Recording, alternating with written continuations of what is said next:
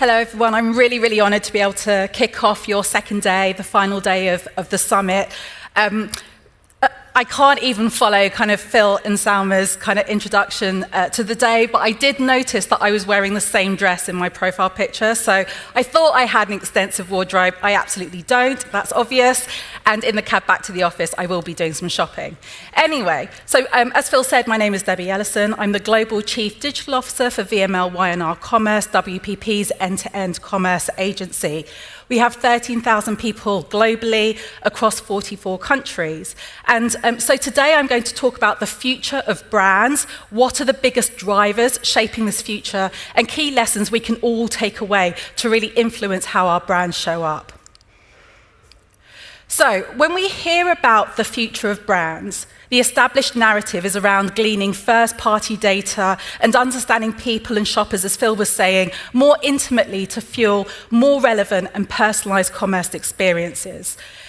We talk about, what life will be like in a post-cookieless world, the dominating growth of existing marketplaces such as Alibaba and Amazon, and even newer marketplaces. We talk about direct-to-consumer platforms, social commerce, augmented reality, virtual reality, and even commerce in the metaverse. But the biggest impact to the future of brands, I don't think will be technology, which is a very strange thing for a global chief digital officer to say, not data or even these retailers. Whilst they will absolutely be important in its shaping, I believe that Gen Z will influence the future of brands the most. Well, let's take a look at why. Gen Z last year constituted 32% of the global population. They already have a spending power of $149 billion US. I'd like to say now that they're coming into adulthood. So Gen Z range from 9 years old to 25 years old. I've got two of my own Gen Zers, and supposedly they're starting to spend their own money. I mean, I don't think they are, they're spending my money, but they are starting to spend their own money and really understanding which brands, really starting to look at which brands they value. So Gen Z also dominate online spending more so than any other generation. And they're also, as I said, entering adulthood. So by understanding their shopping behavior, but more importantly, what they value, will give us an insight into this already powerful generation and what's to come. This generation also is the most racially and ethnically diverse of any group. They are shaping to also be the most well-educated. At the UK 2011 census, the most ethnically diverse region in England and Wales was London, where 40% of Londoners identified with either being Asian, Black, mixed, or other ethnic group. Actually, I think in this last census just gone, that percentage has risen to 44%, and it's likely to reach the same percentage for the rest of the UK in just less than 30 years' time. Gen Zers have been markedly influenced by a series of global events and causes which has actively shaped their view of the world. Terrorism, war, the Great Recession, the Arab Spring, the election of Barack Obama and Trump, gender equality, the pandemic, the murder of George Floyd, and the resulting Black Lives Matter movement.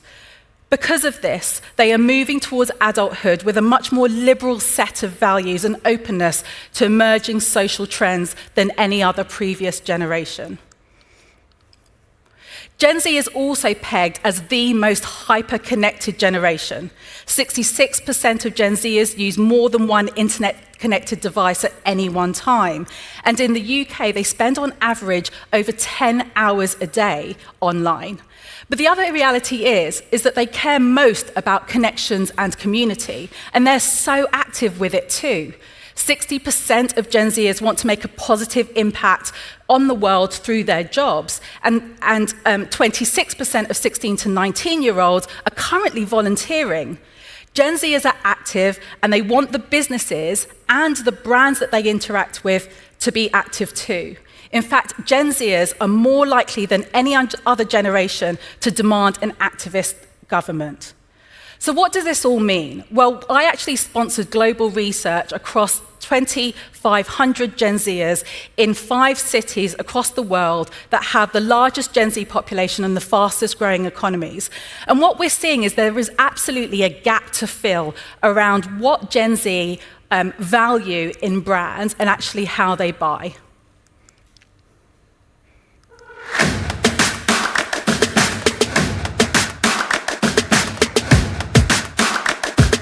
Meet one of today's most powerful consumer forces, $149 billion of buying power.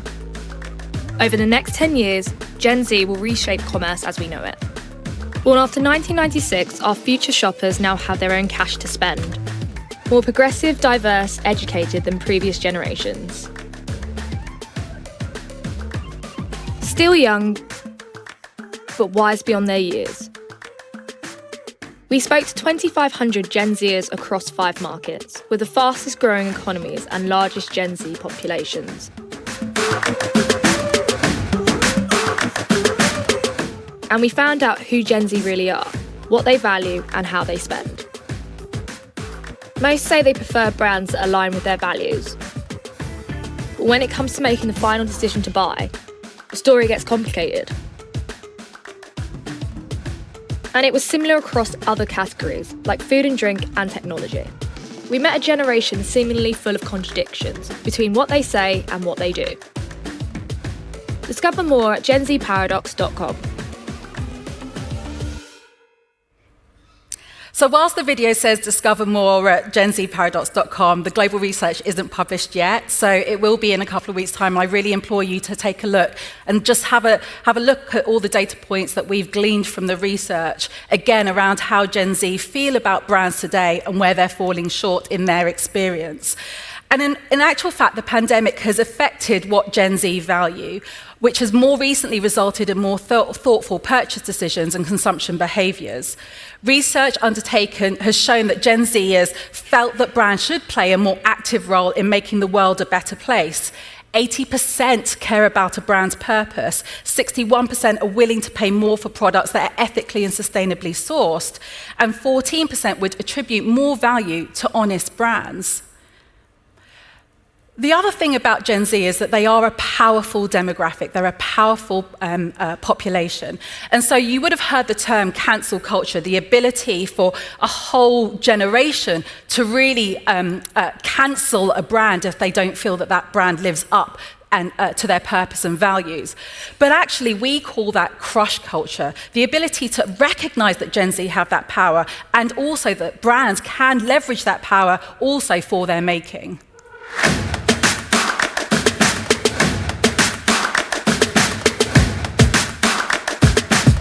I just feel like cancel culture is such a big part of like everyday society right now. So if the brand is like loved by everyone, that is definitely gonna be like, okay, as a part of Gen Z, like I wanna shop there. But if it's a brand that has like some weird stance on a social issue, or the owner made some crazy comments, or they got caught doing something like terrible, we'd be like, no, we don't wear that anymore. Gen Zers rely on their social media feeds to make their minds up. 75% of our Gen Zers say they'll switch from a brand that gets negative PR.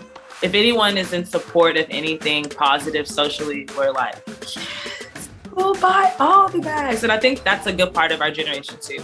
Because if you're able to convince us that like, you're the best, we're like, all right, everyone, let's sell them out right now. Like we're on Twitter talking about it, we're on Instagram waiting, for your product release. We're gonna buy everything up because, we associate and relate to the issues you stand for. Gen Zs have the clout and will sell your brand for you, but you need to be in their feeds and communicate your values at every opportunity. If you are not visible on social media, you may never be visible. It's that or nothing. Tap in at genzparadox.com. Fantastic. So with all of this kind of expectation of this new and future shopper, how are brands responding to that? Well, clothing rental firm Her has partnered with Selfridges, the luxury department store, to really bring to bear a new type of rental model, a peer-to-peer, so akin to Airbnb, which they connect renters and lenders. On the one hand, people can actually monetize their wardrobes. Not in my case, I need a big bigger one. But on the other hand, you can rent from other people's wardrobes for a fraction of the retail price. Asos, again, is another business, fast fashion business, that is growing year on year by about 20 to 25%. They say that 80% of their shoppers care about their brand purpose, but fashion is an industry that is most vocal around sustainability and also is one of the worst perpetrators. It's important to embed purpose and the reason to exist in the company rather than just the brand. Lots of brands make the mistake of just focusing on CO2 emissions, chemicals, materials, circular recycling. But if you look at the UN sustainability goals, there are 17 goals which include all of those things, as well as gender equality, eliminating poverty, and reducing inequality. The commitment is much wider than what brands are still thinking about. So Made in Kenya, previously Asos Africa, is Asos's responsible edit flagship brand. The collection is designed in-house, then cut and manufactured by Soko, the Kenyan clothing workshop, which provides fair and safe employment and training for some of the country's poorest communities. Soko has grown from 4 to 50 employees over the last 8 years, and as part of their contract for Soko, employees receive hot meals, refreshments each day, as well as healthcare cover. They also benefit from facilities where there is an eco-factory, which includes creche, kitchen and washing facilities, particularly beneficial for the working mothers at Soko who have very few opportunities within their society to earn an income and gain financial independence. So Asos launched their responsible edit on asos.com, and they now surface more sustainable products to customers. So you can see here how purpose and values are actually influencing the user interface of the platform. It means that consumers absolutely can search for tops, skirts, dresses, etc., but they can also search recycled products and also products that are made from sustainable materials. There's never been a clearer message from our future shoppers than this. Brands that will win with this cohort will wear their purpose and values on their sleeves, or rather at all touch points across the brand, consumer, and commerce experiences. They will influence behind the scenes as much as in front of the screens, the supply chains, their partners, their suppliers, as well as the talent that they employ. In turn, they're also demanding much more around the partnerships that they make. We're launching the Inclusion Experience this week. It's a consulting and implementation practice already successful in North America and brings to bear our depth and breadth of expertise around creative, transformation, DE&I, strategy and delivery to accelerate lasting change for clients internally and externally. This is hugely important because you will get found out as brands if you're not living your purpose and your values authentically. And as you saw in that last video, Gen Z really will find you out, and they have the ability to really crush your brand. At a time where there are pledges, increases in allyships and advocates, but little understanding in how to achieve sustained change across businesses, the Inclusion Experience supports organizations to transform across 3 key pillars: business, employees, and of course, brand, helping, as I said, to create that internal change, as well as make a huge step change in that authenticity, diversity, culture shaping, and driving public-facing external communications. So D&I isn't a tick box anymore. It's not a nice to have. It's not a corporate social responsibility program. It's a business imperative. Businesses that took practical steps towards achieving genuine equality and equity recorded 50% higher revenue than those that did not. More inclusive workplaces results in 56% increase in job performance, and the ignorance of the spending power of these diverse communities will be at a brand's peril. And so the future of connected brands isn't one that's just connected digitally, underpinned by data and technology. The future of brands is just that, connected, at an emotional level with a new type of consumer through purpose and values. It's why so many of our global clients are placing a renewed emphasis on diversity and inclusion. If we take, for example, Target, they've recently pledged over $2 billion to bring 500 Black-owned businesses to Target shelves by 2025. We've helped them provide all of its accelerator participants with specific D2C category level learning modules, which we're showcasing tactical examples to help inspire and build awareness around the importance of social commerce, sustainable, purpose-driven growth, and how to scale with a major retailer like Target. Target recognizes that the future of commerce must have a more inclusive shelf if they want to win with our future shoppers. Number 7 is the largest skincare brand in the UK with a 90-year history in science-led skincare. In the UK, the brand was becoming less culturally relevant, and in the US, the brand lacked awareness. To launch its range of retinol products, Number 7 wanted to make a cultural splash by focusing on the emotional benefits of its retinol products and how they laddered to the brand platform Unstoppable Together. We saw that as an opportunity to use the retinol campaign to transform the brand's approach to inclusion by focusing on the sad fact that skincare solutions are currently not designed for all. More than 60% of women of colour felt there weren't enough skincare products in the marketplace designed for their needs specifically. The campaign would therefore be driven by the cultural tension that it's hard to see the beauty in yourself if the beauty industry doesn't see you. Retinol has a wide range of uses. It fades hyperpigmentation, decreases dark circles, boosts collagen and firmness, and of course combats wrinkles. We saw that a majority of skincare ads in the industry speak to wrinkles, but that this message did not resonate across all consumers. Black consumers, for example, might care more about hyperpigmentation and dark circles, but the beauty industry just wasn't speaking to their needs. Number 7 had the opportunity to demonstrate that we all see our consumers and develop products that are uniquely designed to unlock great skincare in anyone. Now you see me, now you don't. Now you see me, now you don't. Now you see me, now you don't. We see you.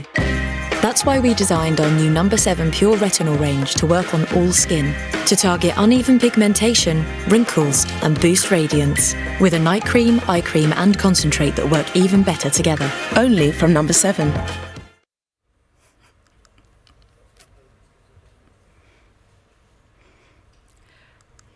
The day that We See You campaign launched, Number 7 announced a massive overhaul of its product testing and sales strategy to become much more inclusive, including a commitment to test all products on its long-standing customer panel of thousands of women in the US and the UK. They increased by 121% the diversity of its testing panel, and there was funding credited diversity training for 1,600 in-store beauty advisors. So this is what I mean by making sure that the brand's purpose and values are not just externally communicated, but actually we're looking at business transformation and how we affect the complete supply chain and how the business really works internally as well to make sure that there's authenticity in those messages that are delivered at shelf. So what should all of this mean for brands and retailers, and how should we respond? Absolutely, you would have heard yesterday, and you'll hear more today, about micro-personalization and really understanding and connecting on a one-to-one basis with your consumers. But actually, don't forget to look at those macro trends. What are the different demographics that we're seeing, the different populations that we're seeing, and what are they needing from brands and commerce experiences today? With regards to our future shoppers, the Gen Zers, it's important to reflect what they value across all channels, not just above-the-line communications, but actually across physical shelves and digital shelves. Deeply understand and connect more authentically with your shoppers. Explore how they value your brand and what influences their purchase decisions. Don't play into lazy stereotypes, you'll get found out, and don't repeat what you've done before. Make sure that you're authentic in your credentials from supply chain, behind the screen to in front of it, and into shelf. Gen Zers aren't great at doing research. They'll take what's been said on social media across their peers, across influencers, especially across your content online and in e-commerce itself. They are the most digitally connected generation. Make sure your brand and commerce experiences are frictionless and seamlessly connected. I hope this has been super useful for you. I hope it's given context for all the other conversations that you'll hear today. If you want to find out more about our global research, if you want to find out more about how you can really align your brand and align your commerce experiences to take advantage of some of the things I've been saying today, please do get in touch. Have a great rest of the day.